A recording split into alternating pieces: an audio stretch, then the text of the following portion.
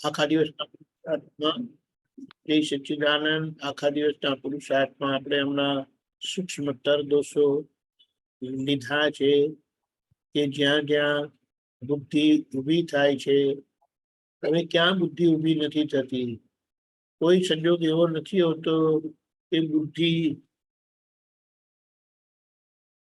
એનું કામ કર્યા વગર રહેતી નથી.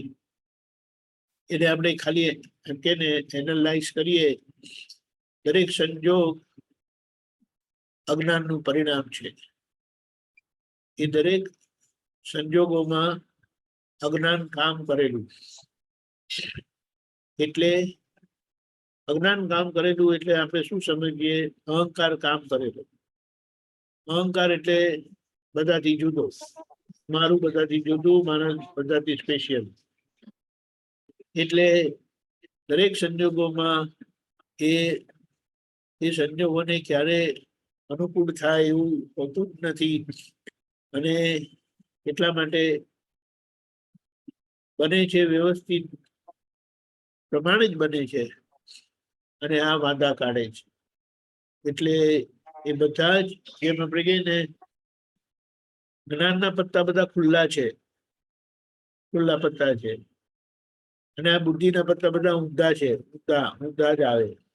એટલે ત્યાં જ્યાં જ્યાં બુદ્ધિ એવી ઊભી થાય ત્યાં આપણે બધું ચિત્તું જ કરવાનું.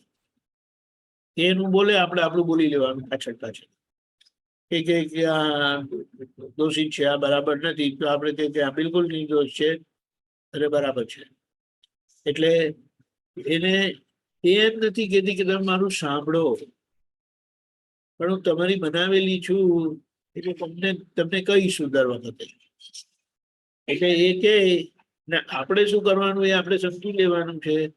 એટલે પછી જ્ઞાન સચવાયું એટલે વ્યવહાર સચવાય. વ્યવહાર સચવાય લોકોને કહેવાય કે આપણી એકતા તૂટે નહીં, કોઈની જોડે આપણને ભેદ પડે નહીં, કોઈને આપણાથી દુઃખ થાય નહીં. કારણ કે આપણે આપણી જોડે તો કેટલું કાળજીથી રહીએ છીએ, આપણાથી ક્યારે આપણે દુઃખી થતા જ નથી. પણ બીજાને જયારે કંઈ કરવાનું હોય ને તો એમાં કોઈ કચાશ રાખે નહીં.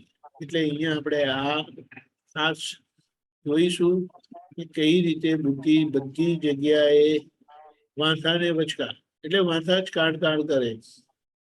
કવિરાજે એમના પદમાં કીધું છે, વાંધાને વચકા વાંધાને વચકા સૌ અજ્ઞાન માન્યતાઓ એણે દીધી ઉડાવી, અમે કેવા પુણ્યશાળી. હવે દાદાએ ઉડાવી આપી એટલે કૃપાના ભાગમાં તો કામ કરે જ છે. કૃપાના ભાગનું કામ કેટલું થાય છે તો કે સંજોગના તક્કામાં હાજર રહેતું નથી, પણ સંજોગ ગમે તેવા સંજોગોમાં પણ પૂછે ને તમે કોણ, તો ખાતરીપૂર્વકનો જવાબ આવે, હું શુદ્ધાત્મા જ છું. આ બધાને અનુભવ છે. એટલે એક વસ્તુ ક્લિયર થઈ ગઈ કે કૃપા કામ કરે જ છે. હવે આપણા પુરુષાર્થના ભાગમાં બુદ્ધિને ઉકેલ લાવવાનો છે, એના માટે આજ્ઞા છે. બુદ્ધિની અસર અને બુદ્ધિના પ્રભાવમાંથી નીકળી જવાનું છે. જય સચ્ચિદાનંદ.